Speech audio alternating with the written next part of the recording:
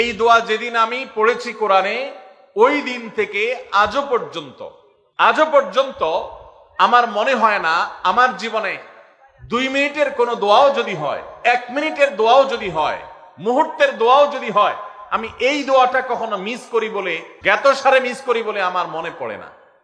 ছাত্র জীবন থেকে শুরু করেছি, আজও পড়ে যাচ্ছি।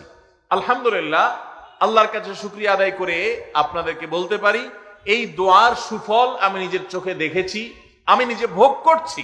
এজন্য আপনাদেরকে আমি বলতে চাই, বিবাহিত হন কিংবা অবিবাহিত হন, আপনার দাম্পত্য জীবনের সুখের জন্য সর্বপ্রথম এবং প্রধান করণীয় হলো এই দোয়া। এর বাইরে আরো সাধারণভাবে আল্লাহ তাআলার কাছে দোয়া করতে থাকা, যেন আল্লাহ তাআলা আপনাকে এমন একজন জীবন সঙ্গী দেন। মা বোনরা দোয়া করবেন জীবন সঙ্গী, আপনারা দোয়া করবেন এমন যেন জীবন সঙ্গিনী দেন, যে জীবন সঙ্গী আপনার চোখ জুড়ানোর মতো হবে। দেখুন, আল্লাহর